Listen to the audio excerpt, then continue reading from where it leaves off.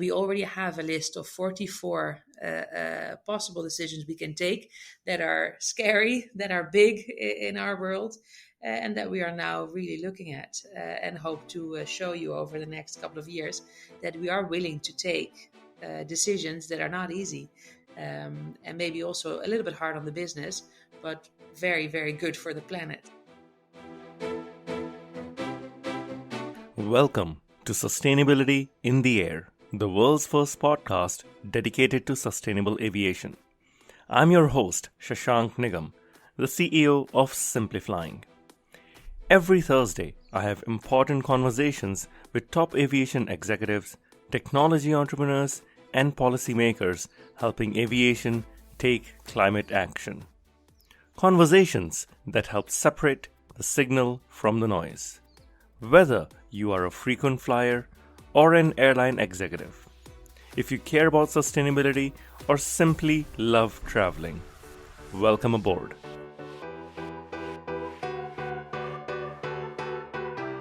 My guest today is Zita Schellekens, who is the SVP of Sustainability and Strategy at KLM Royal Dutch Airlines. Zita has had a fantastic career, not just in aviation, which she has joined recently, but with the government, with Heineken. She's worked in countries like Myanmar, and she brings all of this experience to KLM to build an airline that is doing good for the planet and doing good for business. A tough one to crack, but Zita is open to all questions, and I hope you enjoy this interview as much as I enjoyed doing it. Zita, welcome to the show. You just told me you took a train from Paris. You did not fly on KLM despite coming from an international city. Why did you take the train and not fly from Paris to Amsterdam? Well, I also enjoy taking the train. I mean, it's a very good alternative to flying. It's good for the environment, and it allows me to really also work and get some stuff done. So for me, it's a fantastic way to get to Paris or any other city that's reachable within 3.5, 4 hours. I think makes lots of sense and is also part of the future. You may have just offended a lot of road warriors here who love to work in flight, who love to work in airplane lounges, who love to work at the airport. Do you feel that there's a big shift coming where for shorter distances people are switching to other modes of transport? Yeah, don't get me wrong. I love working in airport lounges as well. I love being on a plane too. But I think for a lot of destinations, be it London, Paris, Brussels, obviously, the train is a perfect alternative. So I think it makes lots of sense, and we try to improve those services so that they can really also compete with the services we have on board, because of course those are magnificent. I mean, planes have really, really good services, and trains are starting to catch up now. So I think it's exciting and there's a lot of promise there. And actually, as a company, we're also trying to improve the train services by working together and offering flights and train services together, because we believe there's a really big part of the future of traveling that is in that combination. How exactly are you doing that? Does KLM have a code share service with trains to certain parts of Europe? We all know your current CEO was the former CEO of the trains in Netherlands, the trains company in Netherlands. What is KLM doing to encourage this intermodality? And of course, indeed, it helps that our CEO used to be responsible for trains in the Netherlands because she knows the industry really well. But one example is that we're trying to change the flights to Brussels into more trains to Brussels. So we've bought up a lot of seats so that we can actually offer that service also, that our passengers can take the train to Brussels or the train from Brussels to Amsterdam to then go on another flight. And we are in many different corporations and alliances where we work together with the national rail company, but also rail companies from other neighboring countries. We work together with Schiphol on that. So we're trying to figure out what are the biggest bottlenecks for people, reasons not to take the train. They can be in availability of seats. They can be in ease of travel. They can be in, the perceived difficulty of going from train to plane. So how can we take those barriers away by working together and improving the offer and making it easier for people to make those choices? So we have a big working group. I'm on the steer committee as well of that. And it's not an easy job, I can tell you, but it is something we're really working together on with partners, and we're trying to really, really improve so that whatever we offer is a good alternative for flying, or at least part of the flying trip. That's fascinating. You mentioned something that I just want to dig in. You buy seats on trains. So you pre-buy, let's say, to Brussels or to Paris. What happens if these seats are not sold? And as a KLM passenger, do I get a KLM section which is blue in color or something? That's a good question. Probably they're not used, as far as I know, but I would have to get back to that. But as far as I know, many of them are used, and if they're not, that's a risk we are willing to take. Right. Okay. Now we of course started with trains and intermodality, but you are the head of sustainability of an airline. How do you balance, sending people to trains versus running an airline and filling up the plane more sustainably? How do you balance the two objectives there? Well, I think I have the best job within KLM because I'm responsible for strategy for the whole company. I'm responsible for transformation, for innovation, and for sustainability. And why do I say that or emphasize on that? That's because it's a big puzzle that requires all of those elements to really make it work. So I'm not just responsible for the sustainability strategy.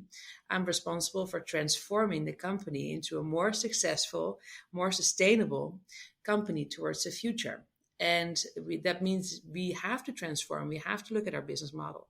That means we have to look at innovation to grasp every potential there is to improve our business model, to improve the ways of flying, with the end game or the end goal to become, eventually net zero in 2050. Hopefully, that's a goal we're all striving towards, but also really, really improve the way we do business so that we become more sustainable, but remain financially successful as well. Now, that's a tough nut to crack. To remain financially successful, most airlines prioritize growth into new areas or increasing frequency. But traditionally, growth has led to larger overall carbon emissions. How do you balance now? The second balance is, how do you balance growth with sustainability? Well, it starts with a belief, I think, and the belief I have and many share with me is that there can be growth or success if you operate more sustainably. On the one hand, that is because if you become more sustainable, for instance, you use less fuel, you decrease your costs. On the other side, you can also offer a better offering, a more sustainable offering, and thereby also create a new market potentially.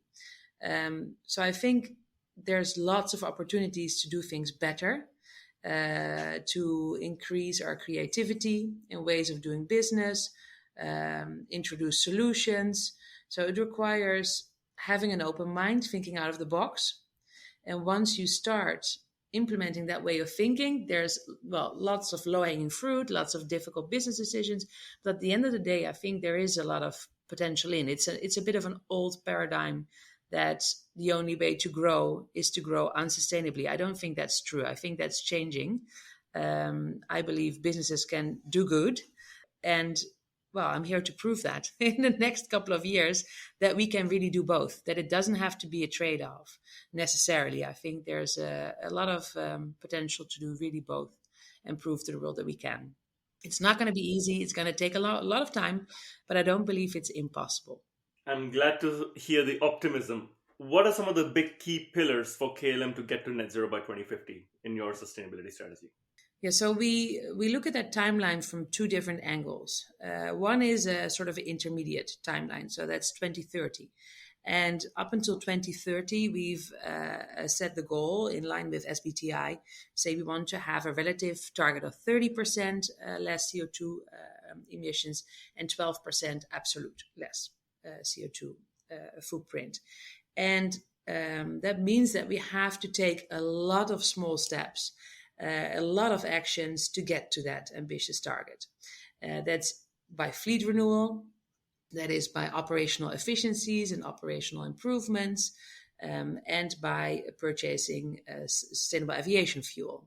So we're really looking at our entire business. We're now also kickstarting a project called Reduce Now, where we talk to every business division and we ask them, what can you do to help us reach those goals? And you have to think of everything that can be top of mind. It can be about catering on board. It can be about flight operations and flight plans and routing. It can be about whatever the staff wears. It can be really small things and really big things. And we're trying to sort of classify them now, see their potential impact, and then translate them into sort of KPIs and action plans. The fleet renewal, well, is mostly already set. Most of the agreements have already been set, but a new plane makes a big difference. It can be up to 40 or 50% less CO2 output or footprint. So that's a fantastic way also to get to that goal. And then we're also going to buy, and we have already committed to quite a lot of that, at least 10% sustainable or more sustainable aviation fuel. So that's until 2030. And that also has to do, the reason why we sort of look at those two timelines is because we believe that innovation in the future, after 2030 or just slightly before, will provide real breakthrough solutions in the areas of electric flying or hydrogen or hybrid or whichever shape or form. But we believe that a lot of the manufacturers, a lot of the bright minds at different universities are working on really big breakthrough solutions that we, let's be frank, desperately need in order to get to that net zero in 2050. We can't get there with just operational efficiencies, and we don't think just buying sustainable aviation fuel is going to be enough either. We really need to work on those breakthrough innovations.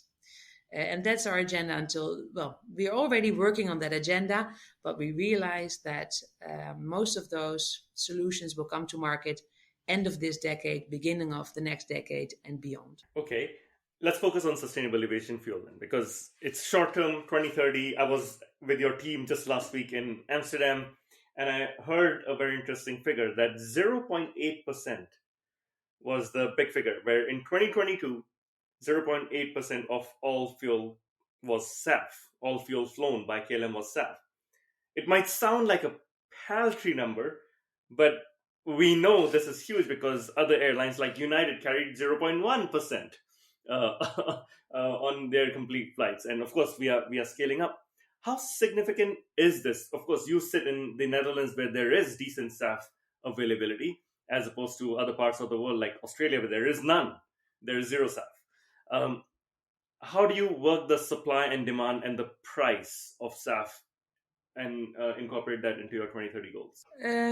So indeed, this year we are adding 1% SAF, sustainable aviation fuel, to all of our flights, which I agree with you. It sounds like it's not a lot at all.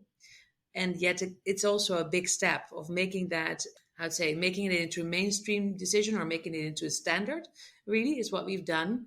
And it's definitely a starting point. And like I said, towards 2030, we will increase it to at least 10%. And beyond, we will have to step up because of legislation coming our way, because of the mandate from the European Union. But it's something we applaud and embrace because we believe that we have a role in accelerating the market for sustainable aviation fuel. And how do we do that? Accelerate that market is by looking at investment, like we've done in Delfzijl, with the Sky Energy factory that's being built and hopefully will be operational in the next couple of years.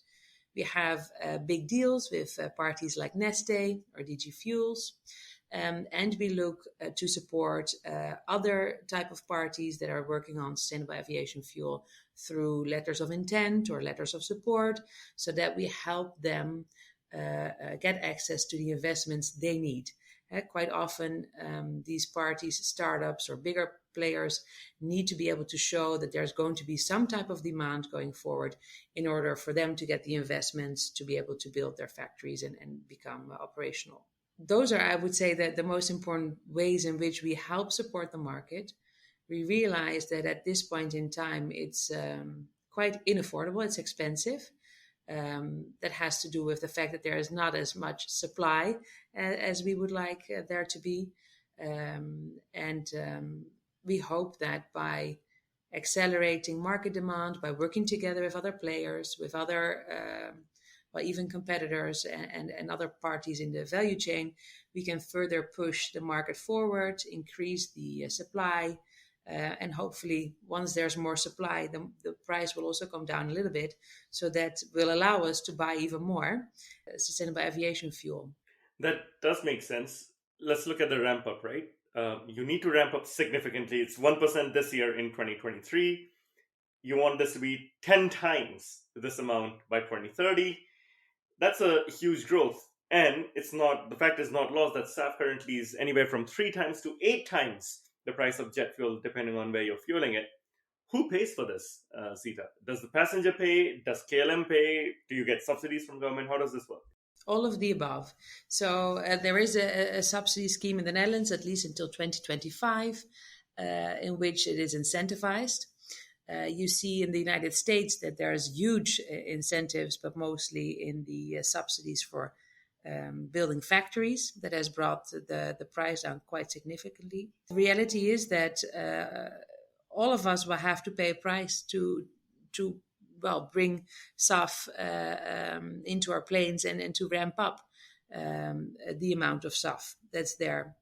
And maybe one other factor that I didn't mention before is that SAF is not SAF. There's a lot of different types of sustainable aviation fuel. And we've also said that we want to go and purchase the sustainable aviation fuel of the highest criteria. So we don't want sustainable aviation fuel to be in competition with food in the food market.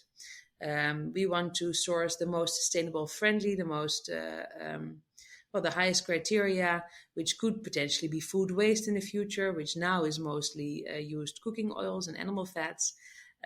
So there's different things going on at the same time. You have the issue of supply, you have the issue of demand, you have the issue of criteria. And indeed, again, that's also a big puzzle. But it is one in which we are committed to play our part.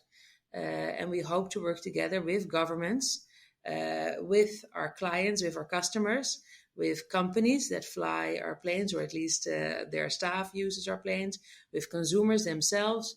And that requires that we all talk a little bit more about what it is, what the effect can be, up to 75% less CO2 footprint.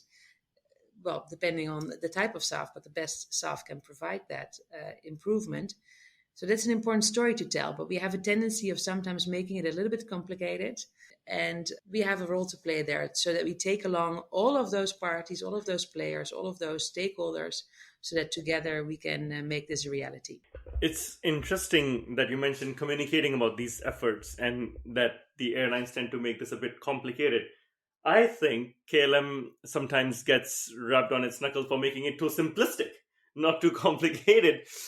You, of course, I think being in Netherlands or in the part of Europe you're in, there are lots of people who are climate aware. There are lots of climate activists. And every time it seems that you talk about sustainability, someone's out there to come after you. How do you deal with that? Well, so for the record, I'm in this job for 3 months now. So I will have to be a little bit careful here also to respect all the work that has been done in the past. But I think you're referring to a court case that was brought forward by Fossil Free that had issues with our Fly Responsibly campaign in the past. And the reality is that there were 19 types of claims sort of around Fly Responsibly and the use of that. And we already stopped doing that because we understand that the way in which consumers look at greenwashing, the way consumers look at what you can and cannot claim, it's changing rapidly. And that's good. I mean, they are critical and they should be. And I think that's a good thing. And we adapt our communication accordingly to what we see, what we believe. And I think there's a big distinction between what we want to achieve, our dream, and our dream or our purpose is to become a sustainable, become a pioneer in sustainable aviation, to be a front runner in sustainable aviation, to be net zero in 2050. That's our dream. That's our purpose. It's my promise to my team, to the people I talk to, that is at least my promise is that I will work really, really hard in achieving that. But I can't claim it. We cannot claim that we are net zero because we're very, very far away from that. It's a super difficult to abate sector. Everyone recognizes that.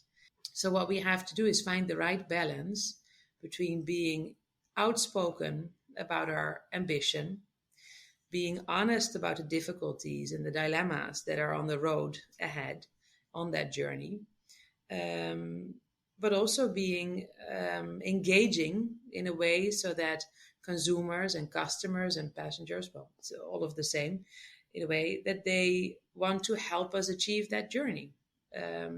And sure, that's a fine balance, but that's okay. I think it's good to have activists and newspapers and media be critical of us because it keeps us sharp. And at the same time, I hope that there's also room for positivity in a way that what we want to achieve is something exciting. In a way, it's not going to be easy. I stress again, it's going to be really, really difficult, and we're definitely not there yet.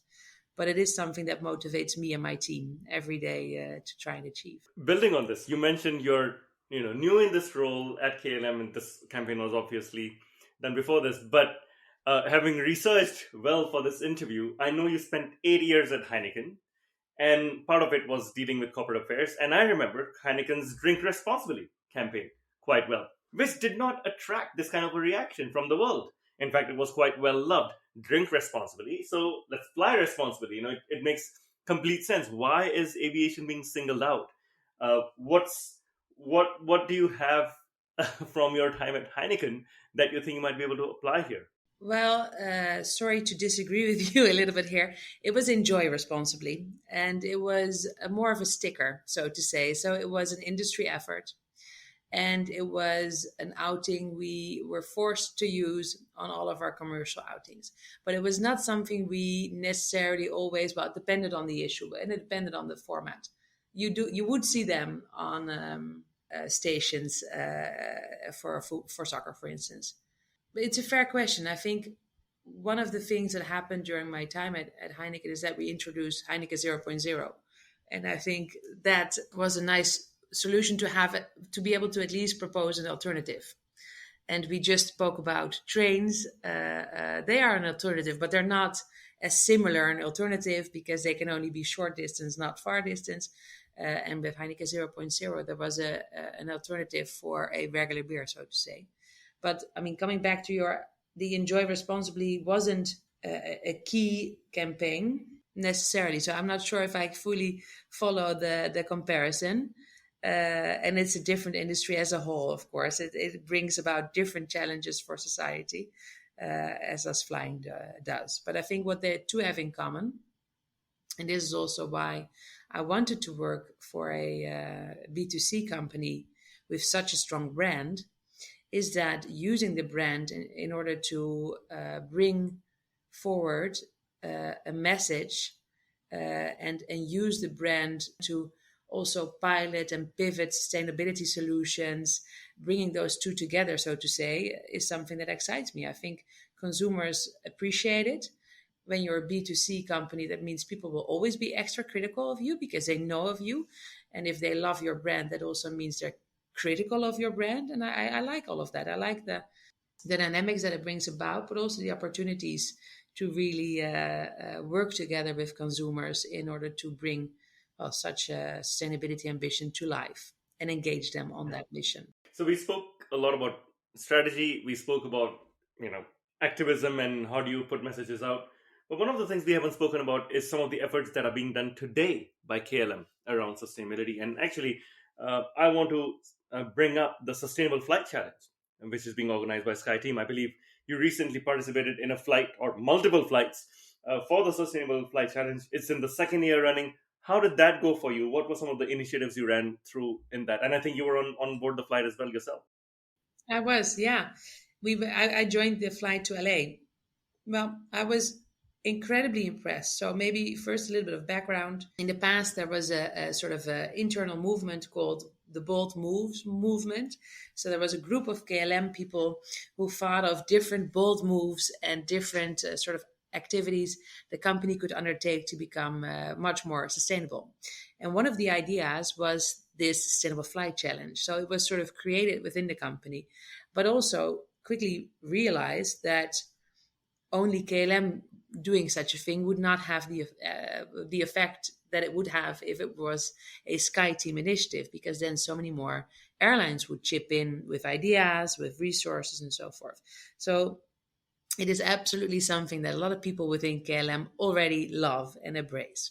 And I'm going to talk about what we did on the flight, but I also want to address the fact that within the company, it has spurred so much enthusiasm, so much excitement, and a movement of itself. So, to exemplify that, 130 ideas were presented of things that we could improve during the flight, we could do. I spoke to hundreds of employees that were one way or another involved with Sustainable Flight Challenge. The crew on board was comprised of volunteers entirely. So a lot of people who wanted to be on the flight per se because they were so excited with what we were doing. So I love it. I think it's a fantastic way to get a lot of internal excitement for sustainability, for piloting sustainable solutions, ensuring that we get the right people on board, but also the right ideas, because there's so much knowledge within this company. We have more than 30,000 colleagues, and this has been a fantastic way to engage with many, many of them. And then at the same time, I mean, as you know, change is not easy. Change is hard. And having a couple of flights, it was one return flight to LA and one return flight to Trondheim, but having that set time frame to test ideas that were maybe already longer cooking, to test them and to pilot them is also a fantastic way to lower the barrier a little bit. I mean, we never compromise on safety. I want to be very clear on that. For these nice ideas to pilot, sometimes they can end up in a drawer, maybe, so there's a great idea, but when are we going to do it? How are we going to do it? Having that time pressure, having that time frame to test and pilot these different initiatives provides with a great way to get more stuff done. Okay, and then what did we do? We did a heap of things. And again, we engaged all the different business divisions in doing that. So, for instance, cargo looked at different materials to sort of carry the stuff into the belly. They also contributed 1% to a foundation of 1% of their profit. On the flight itself, there was no meat, so it was a vegetarian kitchen, both in business class as in economy class. So that sort of spurred a lot of creativity with providing delicious meals, but without the meat that was regularly there, which is also a great way to test how passengers respond, because it is one of those things where we are not 100% sure how our consumers or how our passengers will respond to something like that. So let's test it during one or two flights. We offered sustainable aviation fuel on board, which was even sold by our CEO, Marianne Rintel, who also worked alongside the stewardesses and the stewards, the cabin attendants. Last year, we purchased 39% SAF. This year, we increased that to 100, even though that goes sort of in a mass balance because you're only allowed to go to 50% in the plane, but we sort of purchased it for that flight to allow to make that bigger investment also. We also looked at a more social side of things, so provided the whole crew with sneakers instead of the heels they normally wear. And we also asked or tried to work with our passengers, saying maybe you can pack more light, because packing lightly will also reduce weight. And that weight weight is everything, right? The less weight, the less fuel. So that was an important thing. And then we did a lot in the cockpit as well.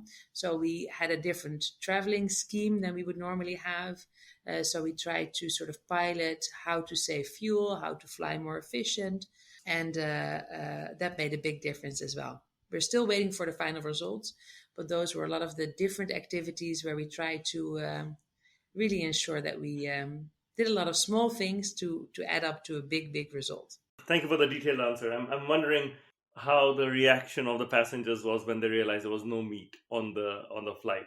Oh, I can tell you that because actually it was both in the flight as well as in our lounges. So the KLM airport lounge in Amsterdam, and it wasn't as bad as we had worried about. There, of course, there were some complaints, sure, but not more than usual, I would almost say, and that's a good thing. So it wasn't as bad as we had suspected, and that's good. So I mean, by testing, right? Like on a website with a new app, you can test, do A/B testing, etc. This was a way of doing A/B testing, but then in reality, and it gives you a lot of information and the right information to make the right decisions. It seems like there are lots of efforts being taken, small efforts, big efforts, small efforts like the Sustainable Flight Challenge participation, big efforts like SAF purchases that KLM is doing. But at the same time, we see, especially in the EU, a lot of mandates coming from the government. So, for example, France has just banned short haul flights. Do you think governments have a role to play, or should the sustainability charge be led by airlines? Absolutely. Well, you've done some research into me.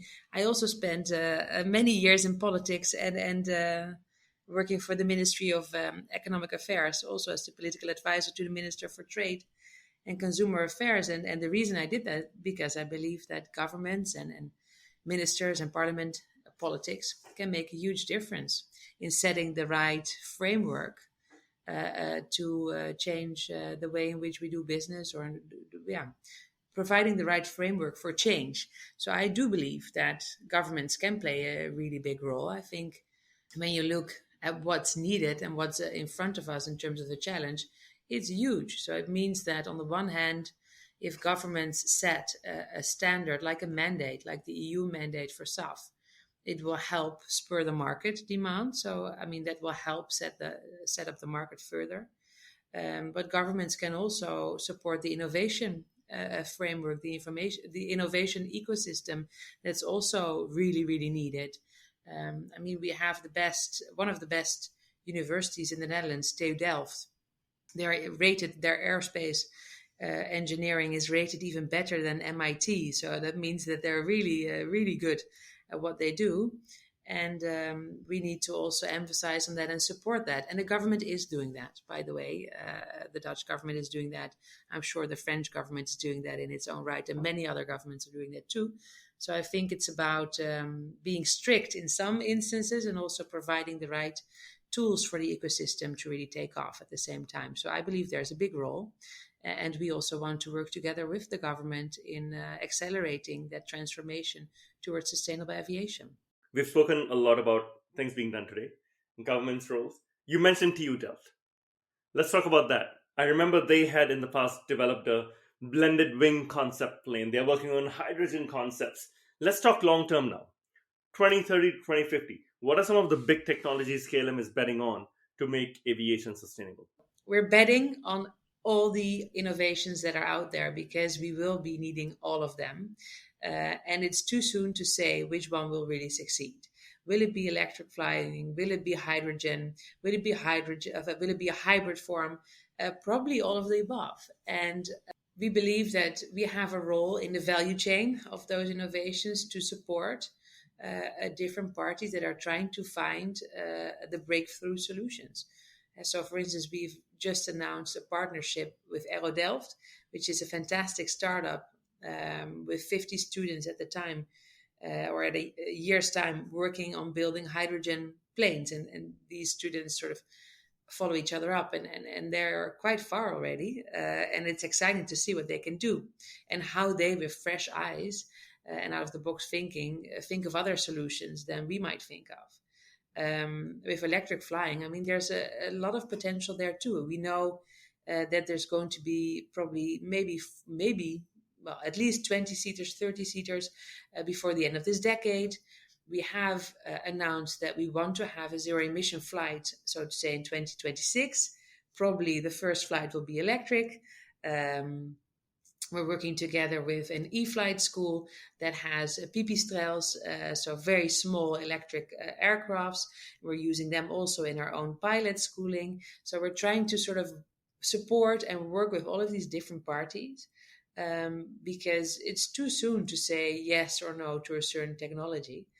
There will have to be loads of investments, and before a breakthrough takes place, it's very difficult to say this will happen or that will happen, but we need to sort of ensure that all efforts go into accelerating that journey, so that whatever breakthrough there can be will be, and it will be quick, because we don't have the luxury of time here. So the quicker the better. Indeed. Thank you for sharing about this Aero Delft partnership here. It's definitely very encouraging here. Now, when you look at aviation's journey to net zero, beyond KLM, you've worked in multiple industries, multiple countries. What gives you the most hope, Zita? Wow, that's what gives me the most hope.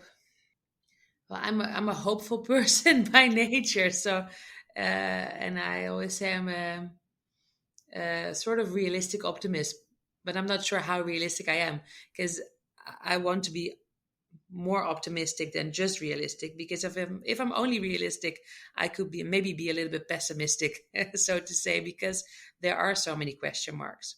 And it's a little bit like with question marks. It's like with whether a glass is half full or half empty. You can say there are so many question marks, so it probably won't work. Or you can say there are so many question marks, so there must be so many opportunities, and let's use all that we have available in terms of resources, bright minds, and so forth to get it done. So it's a bit of what gives me hope. Well, I spend a day this week, actually Tuesday. I spent an entire day at the TU Delft, and we met with the people working on that special wing modeled after a bird. And that's exciting. It's exciting to see that could, for instance, save 20% of CO2 reduction when it comes to market. And Airbus is already investing in it. So they're working together with them. We looked at the Flying V, which is a V-shaped airplane, which is not reality tomorrow, let's be frank, but it could be reality in a couple, let's say 2 or 3 decades maybe. And there's all these bright minds, all these excited people working on testing it, scaling it up. That excites me. And also to see, I spent the last 2 days in Paris with the top leadership of Air France KLM, and it was very clear that we share a common ambition and vision to be really a front runner in sustainability. And the fact that we have those conversations with senior management, the top 50 of the entire company, and not just me and my sustainability team or a couple of people who feel passionate about it, but the fact that passion and that ambition is now shared by the top, that gives me lots of hope. Yes, I fully agree with that. Across the industry, I'm seeing these conversations take place at the highest level. And, where there's a will, there's definitely a way. We have done this as an industry in many other areas. So why not in sustainability as well? Now, focusing on yourself, Zita, you've had a very interesting career. You've worked with governments, you've worked in countries like Myanmar, you've worked with with Heineken, as we spoke with earlier, and here you are as SVP of Sustainability and Strategy at KLM. This role obviously did not exist 10 years ago. How did you get here into this role around sustainability, and what do you think? What does success look like to you in your role? It didn't even exist 4 months ago, the role. It's a new role, to the extent that, of course, sustainability was there and strategy was there, but it's now into one role. And also Marianne, the CEO, decided to make it into an executive committee role. So I think that makes it super, super exciting. Why did I want to take the job, or why was I so excited to apply for the job, is because I believe the timing is right. It was clear also in all of the conversations I had that it was both an intrinsic will and an intrinsic need from the people I spoke with, who really wanted to transform sustainably. So who wanted to really step up their engagement. The company wanted that as a whole, but also with lots of outside pressure, with governments, with consumers being critical, as you mentioned yourself. So there was loads of pressure and ambition, also internally, people wanting to make that difference. And I think timing is very important in these things. If it helps the fact that there are so many people within this company who want to see me, my team, this mission, this journey. They want to see this succeed. Everyone wants me to succeed in that sense, because we really do want to transform the company sustainably. And that excites me. I think that makes it into a really, really difficult challenge, because it is a very difficult challenge. It's not something, and that's also what I noticed in my first couple of months in the job. There's not a lot of low hanging fruit, unfortunately, of things I can pick up and do and have immediate results, because the company has already been a front runner in the last couple of years, decades even, and the company is already doing a lot. Having said that, we also still need to step up our engagement even further. There's lots of difficult decisions ahead of us, where we need to find like I said, strike the right balance between our business and sustainability, but also do more in order to achieve the goals that we have already set. So when am I successful? And when are we successful as a company? I think when we have really integrated sustainability into the entire way of doing business, like we've done with safety. Safety is non-negotiable, right? It's not anything you compromise on. And I hope that sustainability will be a value very much like safety.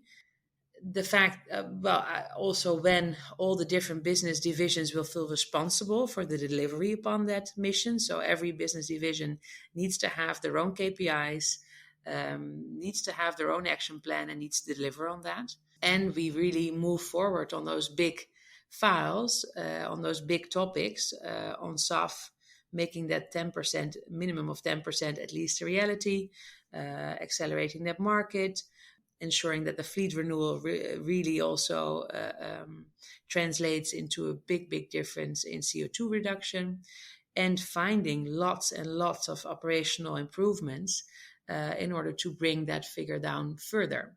And we already have a list of 44 possible decisions we can take that are scary, that are big in our world, and that we are now really looking at and hope to show you over the next couple of years that we are willing to take decisions that are not easy, and maybe also a little bit hard on the business, but very, very good for the planet. So we will move towards that.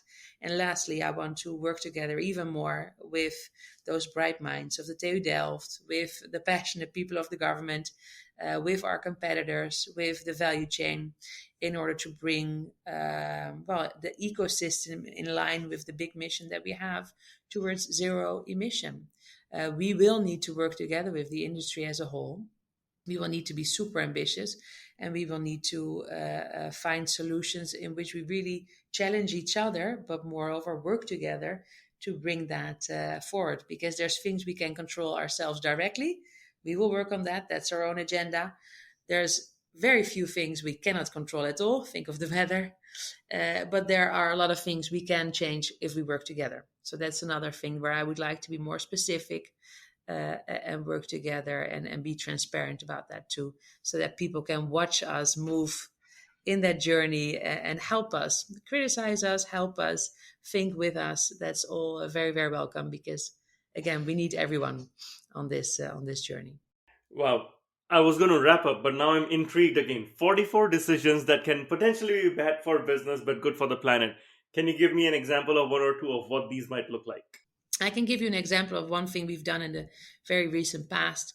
And that is that in the past, we would sometimes bring extra fuel if we would fly to a destination with very expensive fuel. It's called economic tankering. And we've decided to stop doing that, because if you bring additional fuel to a destination, that is a negative weight and it's not sustainable. So even though for the bottom line of the company, it was best to continue to do that, we decided from a sustainability perspective to stop doing that. Good on you. I'm glad you did it. I'm looking forward to seeing what these other 43 decisions are. Truly appreciate the insights and the openness to all the questions, Zita. The final part of this interview is what I call the rapid fire round, in which we get to know you a bit more personally. And I'm going to ask you a question. You have to give me a one-word reply or a short phrase reply. Okay. And I'll start with something simple. What's your favorite movie? Dirty Dancing. Okay, that was easy. And favorite book? Favorite book? What's my favorite book? I was incredibly impressed by Het Hoge Nest, but I'm not sure what it's in English. I think The Sisters from Auschwitz or something, from Roxane van Ypres, which is about two sisters who were incredibly brave during the Second World War. And I find it, on the one hand, really, really petrifying to again realize what happened during those days, but also incredibly motivating and inspiring to see how two sisters were so incredibly brave to really help others during the war. So it's a big recommendation. All right, what's your favorite city? What's my favorite city? Amsterdam. That's an easy win. You live there. So Well, I like Amsterdam. I love New York. We'll stick to Amsterdam. Okay. Easy for us, right? What is something you want to learn? Oh dear. What do I want to learn? French. Okay. I guess taking the trains to Paris often enough will help. Yeah. Who do you look up to, Zita? Many people. I look up to Hillary Clinton. I think she really paved the way for many, many women. And she had such a hard time doing that, so much criticism.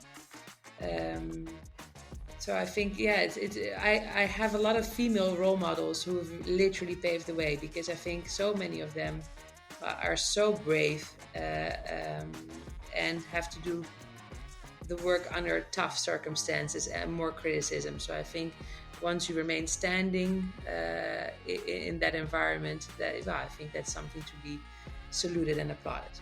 Fantastic. And finally, what is the best advice you have received? The best advice I ever received. I received so much good advice. It's not easy to well, probably it's a bit of I don't know if it's original enough, but it's about the difference between being right and having others agree with you. That in the Dutch you say gelijk krijgen en gelijk hebben, which is difficult to translate. But I think sometimes we can focus. Well, we feel that we are right in whatever we feel or whatever our opinion is, and we become really frustrated if others don't agree with us. And I think it's about working to create mutual understanding, and from there try to persuade potentially others instead of just forcing your opinion through. Because that's what maybe something I did a lot in the start of my career. I was more forceful, and now I try to be a little bit more diplomatic, because I think what counts is the end game, not whether you are right and you can claim that you're right, but the fact that the outcome is maybe that you move in the same direction. That is very fascinating, because the closest translation I've heard of that is be kind, not right. Oh, yeah. So anytime you feel like forcing your way through with your own opinion and you think you're right, try to be kind, and that already encompasses listening to others and having, being open to other ideas. So be kind and not right. I can use that. That's a very good advice. Simple enough, 4 words. Be kind, not right. Yeah. Zita, it has been a pleasure speaking with you. I do wish you all the best in your sustainability journey going forward. And I'm really excited to see what KLM has up its sleeves for the next 43 initiatives, which will help be good for the planet. Thank you very much. Thank you very much. It was a pleasure. Thank you for listening to this episode of Sustainability in the Air. Aviation is one of the hardest to decarbonize industries, yet there are multiple paths to get to net zero. Awareness is key to a green future. So please give us your support to help our sustainable aviation insights reach a wider audience. You can do this by sharing this episode on your network, on LinkedIn, Twitter, or even WhatsApp. Or perhaps you might consider leaving a review on Apple Podcasts, Spotify, or wherever you listen to this episode. You can start a conversation with us by writing to us at podcast@simplifying, that's simply with an i.com. And for more content on sustainable aviation, please visit our website green.simplifying.com and join the movement. Sustainability in the Air is an original podcast by Simplifying. The show is produced by Juraj Toth in Slovakia. Dirk Singer is our Director of Sustainability, who leads research for each interviewee out of Greenwich, UK. Shubhadeep Pal is our supervising editor based out of Mumbai and Singapore. The articles are written by Ayushi Badola in Dehradun in India and Meera Hull in Montreal, Quebec. Creative design is led by Lihia Esteve in Montreal. Baiba Drimain is the project director for the show based out of Valencia, Spain. Special thanks to Wendy Sim in Singapore. And I'm Shashank Nigam, the CEO of Simplifying and your host. Please feel free to connect with me on LinkedIn.